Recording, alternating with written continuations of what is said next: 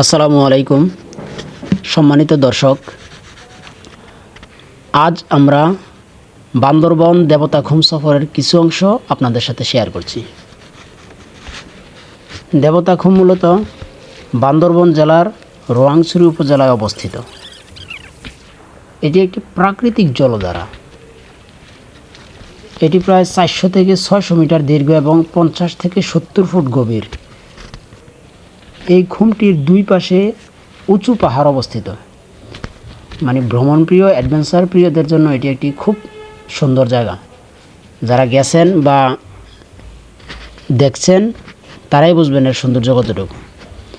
এই যে আমরা রোয়াংছড়ি এখানে ক্যাম্পে নেমে, গাড়ি থেকে নেমে তারপরে এদিক দিয়ে পাহাড়ের ভিতর দিক দিয়ে প্রায় 45 থেকে 50 মিনিট হেঁটে হেঁটে তারপর হচ্ছে নির্দিষ্ট গন্তব্যে দেবতাখুম যে মূল স্পটটা আছে ওইখানে যেতে হয়।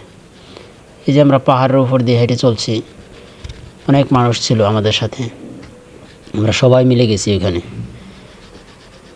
তো এইখান থেকে রোয়াংছড়ি উপজেলা যে ক্যাম্প আছে, সেনা ক্যাম্প আছে, সেনাবাহিনী ক্যাম্প, পুলিশ ক্যাম্প আছে, এইখান থেকে হাইটা হাইটা দেবতাখুমের যে মূল স্পট ওইখানে যাওয়ার এই দীর্ঘ পথটা খুব সুন্দর। এখান থেকে হাইটা যাইতে যাইতে আপনার মন ভালো হয়ে যাবে। তারপরে হচ্ছে দেবতাখুম ভ্রমণের কিছু উপায় আপনাদের সাথে শেয়ার করি, আপনারা দেখতে থাকুন। দেবতাখুম যেতে হলে প্রথমে বান্দরবন শহরে পৌঁছাতে হবে।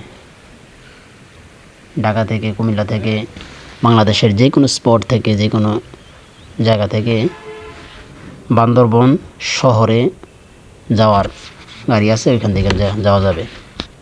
এই যে এটা হচ্ছে দেবতাখুমের মূল স্পট। এখন আপনারা দেখতে পাচ্ছেন দেবতাখুমের মূল স্পট। আমরা অপেক্ষা করছি নৌকার জন্য। এখানে নৌকার জন্য আগেই বুকিং দিতে হয়। তারপরে নৌকা পাইলাম, নৌকা পাই আমরা চলছি দেবতাখুমের ভিতরের অংশ দেখার জন্য।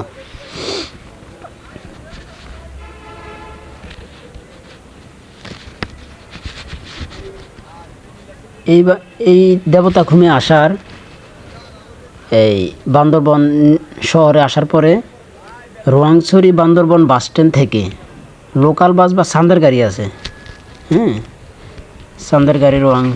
সান্দের গাড়িতে করে রোয়াংছড়ি উপজেলায় গেলাম আমরা। এই জায়গাটার দূরত্ব প্রায় 20 কিলোমিটার মতন হবে, খুব বেশি সময় লাগে না। এই পাহাড়ি রাস্তা তো প্রায় আধা ঘন্টার মতো লাগে। আধা ঘন্টা গাড়ি চললে তারপরে হচ্ছে রোয়াংছড়িতে আসা যায়। তারপরে এখানে আসা সেনা ক্যাম্প আছে, এখান থেকে আইডি কার্ড দিয়ে আইডি কার্ড শুরু করে তথ্য ফর্ম পূরণ করতে হয়। তথ্য ফর্ম পূরণ করার পর তারপরে হচ্ছে গাইড নিতে হয়। 10 জনের জন্য একজন গাইড বাধ্যতামূলক। গাইড নিতে হয়। গাইড নিয়ে সেনাবাহিনী বা পুলিশ ক্যাম্পের অনুমতি নিয়ে তারপরে হচ্ছে সামনের দিকে যাত্রা শুরু করতে হয় আর কি।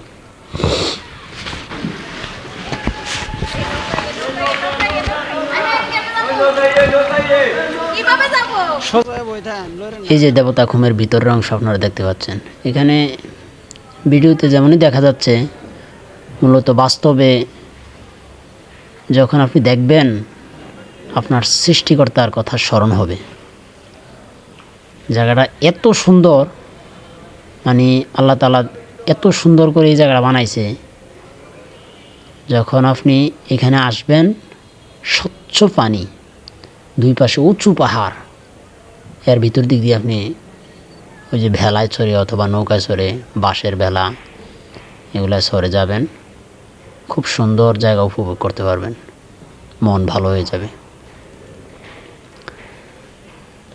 তারপরের কথা হচ্ছে মূলত এখানে শুষ্ক মৌসুম অর্থাৎ যখন বৃষ্টি থাকবে না তখন আসলেই ভালো হয়।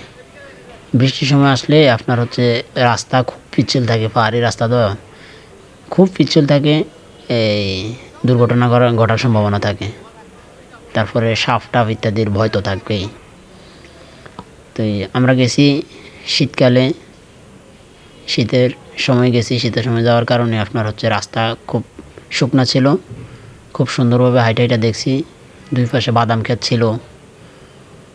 তারপরে হচ্ছে এই অনেক পাহাড়ি গ্রাম ছিল। একটা গ্রাম পরে একটা পাড়া পরে, পাহাড়ি পাড়া, এটার নাম হচ্ছে মানে শিলবন্ধ পাড়া, মানে শিল তারা হচ্ছে নাপিত মনে হয় আর কি সম্ভবত। শিলবন্ধা পাড়া এই এলাকাটা খুব সুন্দর। পাহাড়ি গ্রাম, পাহাড়ি মানুষের জীবনযাপন এখানে খুব কাছ থেকে দেখা যায়। এগুলো দেখতে দেখা গেছে আপনার হচ্ছে এই বান্দরবনের মূল স্পট যেটা আমাদের আজকের গন্তব্যের দেবতাখুম, এখানে চলে আসলাম। এখানে এই দেবতাখুম একদম সকালবেলা আসতে হবে। যত সকালে আসবেন তত তাড়াতাড়ি ভেলা বা নৌকা বুকিং দেওয়া যাবে।